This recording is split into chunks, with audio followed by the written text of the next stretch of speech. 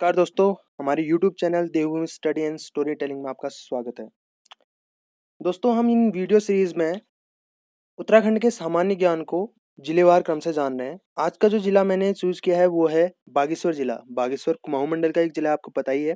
यहाँ पर आपको मैप में दिख रहा होगा कुमाऊं मंडल को ऑरेंज कलर में, यहाँ पर दिख रहा होगा कुमाऊं मंडल पूरा ऑरेंज कलर में आपको, जिसमें 6 डिस्ट्रिक्ट्स आते हैं। आपको पता होना चाहिए: पिथौरागढ़, बागेश्वर, अल्मोड़ा, नैनीताल, चंपावत और उधम सिंह नगर। और यहाँ पर आपको बागेश्वर बीच में दिख रहा होगा। देखिए, मैं आपको एक छोटी सी बात बताना चाह रहा हूँ। अगर आप किसी भी एग्जाम की प्रिपरेशन कर रहे हैं ना, उत्तराखंड लेवल की, यानी कि यूकेएसएससी वगैरह और कुछ भी, तो अगर आपको कुमाऊं मंडल का इतिहास जानना है, उसको क्रम वाइज अगर आप पढ़ना चाह रहे हैं, तो मैं आपको ये बताना चाहूँगा कि प्राचीन इतिहास के लिए आप अपना जो मेन फोकस है ना, वो पिथौरागढ़, बागेश्वर और चंपावत पर डालिए। क्योंकि कत्यूरी और चंदू का जो मेन प्रभाव रहा, उनका जो शासन रहा, इन्हीं 3 डिस्ट्रिक्ट्स में मेन रहा है। यहाँ आपको प्राचीन इतिहास के लिए ये इन 3 पर ही इसलिए पैनी नज़र डालनी है। और अगर आपको आंदोलन और स्वतंत्रता संग्राम का उस टाइम का पीरियड देखना है, यानी कि मॉडर्न हिस्ट्री का देखना है, तो आप अल्मोड़ा और बागेश्वर पर ज़्यादा नज़र डालिए। क्योंकि यहीं पर सभी आंदोलन और अन्य घटनाएं हुई हैं स्वतंत्रता संग्राम के दौरान। और अगर आपको मॉडर्न मॉडर्न टाइम का, यानी कि आजकल के समय का, यानी कि करंट अफेयर्स से रिलेटेड कोई भी चीज़ें देखनी है, तो आप मेन फोकस अपना नैनीताल और उधम सिंह नगर पर डालिए। क्योंकि यहीं पर जो नए नगरीकरण हो रहे हैं, यहीं हो रहे हैं, आपको पता है। आगे बढ़ते हैं, बागेश्वर पे चलते हैं। आपको बागेश्वर का मैप दिख रहा होगा यहाँ पे। देखिए, बागेश्वर गढ़वाल मंडल के एक जिले चमोली से और कुमाऊं मंडल के 2 जिले अल्मोड़ा और पिथौरागढ़ से जुड़ा हुआ है। तो देखिए, बागेश्वर अपने आप में ज्योग्राफिकली एक महत्व रखता है, बहुत महत्व रखता है, क्योंकि ये उत्तराखंड के 2 रीजन्स को जोड़ रहा है। और यहाँ पर एक क्वेश्चन ये आता है कि कई एग्जाम्स में देखिए ना, हम अंतर्राष्ट्रीय जो दर्रे हैं, यानी कि मतलब जो 2 देशों को दर्रे जोड़ते हैं, जैसे लिपुलेख हो गया, इन सब चीज़ों को तो याद रखते हैं, लेकिन जो राज्य के अंदर जिलों जिलों के बीच में जो दर्रे हैं, जो पास है, उनको हम याद नहीं रखते हैं। ये चीज़ें जो हैं क्या कहते हैं, राजकीय लेवल के परीक्षाओं में ज़्यादातर पूछी जाती हैं। जैसे अब बागेश्वर में 2 महत्वपूर्ण दर्रे हैं। पहला है चमोली और बागेश्वर के बीच में जो दर्रा है, उसका नाम है सुंदरढूंगा। सुंदरढूंगा पास कहते हैं। ये बागेश्वर और चमोली के बीच में है। दूसरा जो पास है वो है पिथौरागढ़ और बागेश्वर के बीच में, और इस पास का नाम है ट्रेल पास। ठीक हो गया। और इसका आप देखिए ज्योग्राफिकल महत्व तो आपने देख लिया, 2 रीजन्स को जोड़ रहा है। और एक इसके राजनीतिक तो अपने आप में ही बागेश्वर बहुत महत्ता रखता है। पूर्व एक मुख्यमंत्री श्री भगत सिंह कोश्यारी बागेश्वर से ही थे।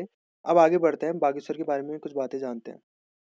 देखिए, बागेश्वर बागेश्वर का एरिया है 2246 वर्ग किलोमीटर, यानी कि इसका क्षेत्रफल 2246 वर्ग किलोमीटर है। क्षेत्रफल की दृष्टि से ये उत्तराखंड का तीसरा सबसे छोटा जिला है। सबसे छोटा जिला आपको पता होगा कि चंपावत सबसे छोटा जिला है, और दूसरे नंबर में सबसे छोटा जिला है रुद्रप्रयाग। अब आगे बढ़ते हैं। Number of tehsil 6, number of blocks 3। अब ब्लॉक्स के मामले में ये उत्तराखंड का सबसे छोटा जिला है। ये और रुद्रप्रयाग दोनों साथ में है। इंटर स्टेट बॉर्डर, यानी कि राज्य के अंदर जिलों के साथ जो सीमाएं हैं, 3 जिलों के साथ अभी बताया था: अल्मोड़ा, पिथौरागढ़ और चमोली। असेंबली सीट्स, यानी कि यहाँ विधानसभा की 2 सीटें हैं, कपकोट और Bageshwar. Third smallest district population wise. देखिए, जैसे गढ़वाल मंडल में रुद्रप्रयाग को सबसे ज़्यादा पलायन का नुकसान हुआ, वैसे ही कुमाऊं मंडल में बागेश्वर को सबसे ज़्यादा पलायन का नुकसान हुआ है। इसलिए ये तीसरा जो सबसे छोटा जिला है जनसंख्या के मामले में। वैसे उत्तराखंड का सबसे छोटा जिला जनसंख्या के मामले में रुद्रप्रयाग है, दूसरे नंबर नंबर में चंपावत है और तीसरे नंबर में बागेश्वर है। बागेश्वर यानी कि जनसंख्या और क्षेत्रफल की दृष्टि से उत्तराखंड का तीसरा सबसे छोटा जिला है। आगे बढ़ते हैं। इंपॉर्टेंट प्लेसेस ऑफ बागेश्वर, यानी कि बागेश्वर की कुछ महत्वपूर्ण जगह हैं जिनसे रिलेटेड ज़्यादातर एग्जाम्स में आपसे पूछा जाता है: Bagnath temple, Pindari glacier, Kausani, Kot Bhramari temple और बैजनाथ। बागनाथ, पिंडारी ग्लेशियर, कौसानी, कोट भ्रामरी टेम्पल और बैजनाथ। आगे बढ़ते हैं। अब है इंपॉर्टेंट जगह जो है Baijnath, located on the banks of Gomti river. देखिए, जो बैजनाथ है ना, वो गोमती नदी के किनारे पे है, और साथ में गोमती के साथ यहाँ पर गरुड़ गरुड़ गंगा का संगम होता है बैजनाथ में। ग्रुप्स ऑफ टेम्पल्स, यहाँ जो मंदिरों का समूह है, मंदिर समूह, जैसे आपने जागेश्वर के बारे में सुना होगा कि वहाँ पर भी मंदिरों का समूह है, वैसे ही यहाँ पर भी मंदिरों का समूह है। अब एक इम्पॉर्टेंट पॉइंट ये है कि Baijnath has been selected as one of the 4 places to be connected by the Shiva heritage circuit. Shiva heritage circuit ये जो है ये राष्ट्रीय स्तर की एक योजना है शिवा हेरिटेज सर्किट। इससे 4 मंदिर को जोड़ा है और इसमें से एक है बैजनाथ और अन्य 3 मंदिर कौन से हैं? एक है जागेश्वर जो कि अल्मोड़ा डिस्ट्रिक्ट में पड़ता है, दूसरा है देवीधुरा जो कि चंपावत डिस्ट्रिक्ट में पड़ता है, तीसरा है कटारमल जो कि अल्मोड़ा डिस्ट्रिक्ट में पड़ता है। First artificial lake in Kumaon. देखिए जो बैजनाथ में है ना, बैजनाथ में बहुत सुंदर लोकेशन है और यहाँ पर एक लेक बनाई गई थी, वो भी आर्टिफिशियल कृत्रिम लेक। और ये कुमाऊं की पहली कृत्रिम लेक थी जो बनी थी और वो बनी थी बैजनाथ में। ये आता है कैपिटल ऑफ कत्यूरी डायनेस्टी। और बैजनाथ कत्यूरी शासकों की राजधानी थी। ये चीज आपको पता होनी चाहिए, ये कॉमन क्वेश्चन है। कोट भ्रामरी टेम्पल, ये बहुत इंपॉर्टेंट जगह है कोट भ्रामरी। ये बैजनाथ से थोड़ी ही दूर पर है और ये कत्यूर जो कोट भ्रामरी देवी थी ना, इसको कोटमाई देवी भी कहते हैं और ये एक तरीके से कत्यूरियों की कुल देवी थी। आगे बढ़ते हैं। बागेश्वर सिटी, ठीक है। बागेश्वर अपने आप में डिस्ट्रिक्ट भी है और वहाँ एक बागेश्वर का जो मुख्यालय है वो बागेश्वर शहर में। बागेश्वर जो है ना ये घाटी में बना है। आप घाटी जानते ही हैं, दो पहाड़ों के बीच में। तो उन दो पहाड़ों का नाम क्या है? जैसे दो उत्तराखंड का जो सबसे बड़ा घाटी वाला शहर आप जानते हैं वो देहरादून है। दून दून का मतलब यही होता है घाटी। और वैसे ही बागेश्वर भी घाटी है, बीच में है दो पहाड़ों के। एक पहाड़ का नाम है उधर नीलेश्वर और दूसरे पहाड़ का नाम है भीमेश्वर। ये इंपॉर्टेंट क्वेश्चन है, ज़्यादातर पूछा जाता है कि जो जिन दो पहाड़ों के बीच बागेश्वर शहर बसा है उन दो पहाड़ों का नाम क्या है? नीलेश्वर और भीमेश्वर। उत्तर का वाराणसी कहा जाता है इसे। सॉरी, उत्तर का वाराणसी कहा जाता है इसे। उत्तर का वाराणसी कहा जाता है। क्यों कहा जाता है? क्योंकि देखिए यहाँ माना जाता है कि यहाँ पर स्नान जो है वाराणसी के समान है। और यहाँ पर उत्तरायणी मेला आपको बहुत प्रसिद्ध है। उत्तरायणी मेला कब होता है? उत्तरायणी मेला मकर संक्रांति के दिन, मकर संक्रांति यानी कि 14 जनवरी के दिन। और ये जो है बागेश्वर शहर जो है ये 3 नदियों के किनारे पे बसा है। एक तो देखिए 3 नदियाँ, तो जैसे प्रयागराज के लिए सरस्वती नदी है ना, यानी कि प्रयागराज यानी कि इलाहाबाद के लिए सरस्वती नदी जैसे अदृश्य नदी मानी जाती है, वैसे ही बागेश्वर के लिए कहा जाता है कि यहाँ पर गोमती और सरयू का तो संगम होता ही है, साथ में यहाँ पर सरस्वती नदी जो कि अदृश्य है उसका भी संगम होता है, इसलिए इसकी महत्ता बढ़ जाती है। आगे बढ़ते हैं। और एक चीज़ यहाँ पर है, सरयू नदी जो है ना, मैं सरयू नदी के लिए अलग से एक वीडियो बनाना चाहूँगा क्योंकि सरयू जो है इसका बहुत लंबी घूम के जाती है। आपको पता होगा ये बागेश्वर डिस्ट्रिक्ट से होते हुए अल्मोड़ा जाती है, अल्मोड़ा के शेराघाट होते हुए ये पंचेश्वर जाती है। पंचेश्वर में ये शारदा में मिलती है। शारदा यानी कि काली नदी जिसे महाकाली नदी भी कहते हैं। और पंचेश्वर में जो बांध बनने वाला है कुमाऊं का सॉरी एशिया का सबसे बड़ा बांध बनने वाला है, आपको पता होना चाहिए एशिया का सबसे बड़ा बांध बनने वाला है। उसके लिए बहुत वहाँ आंदोलन भी हो रहे हैं उस इलाके में। वही उसी में जाके मिलती है और यही नदी जो है सरयू नदी आगे जाके अयोध्या जाती है। आपको पता है अयोध्या श्री राम की जन्मभूमि। आगे बढ़ते हैं। कौसानी, कौसानी जो है अपने आप में बहुत बड़ा टूरिस्ट स्पॉट है, आपको पता है। और कौसानी के बहुत महत्व भी है, बहुत सारी चीज़ें हैं यहाँ। और ये काफ़ी अच्छी इनकम जो है टूरिस्ट टूरिस्ट मतलब टूरिज्म से उत्तराखंड को देता है। इसका जो पुराना नाम था वो था बालना, ठीक है। और यहाँ पर एक मेन ये है महात्मा गांधी। आखिर महात्मा गांधी का कौसानी से क्या लेना देना? आपको पता होना चाहिए कि महात्मा गांधी 1929 में कौसानी आए थे। और यहाँ एक बहुत फेमस जगह है अनासक्ति आश्रम। इस चीज़ को नोट कर लीजिए, अनासक्ति आश्रम। यहाँ पर गांधी जी ने गीता का अनासक्ति योग लिखा था। अनासक्त जानते होंगे आप, किसी भी चीज़ से मतलब जुड़ाव ना होना, अनासक्त होना कहते हैं। मतलब किसी भी चीज़ का लोभ ना होना, उसी को अनासक्त होना कहते हैं। और तीसरी चीज़ है टी स्टेट।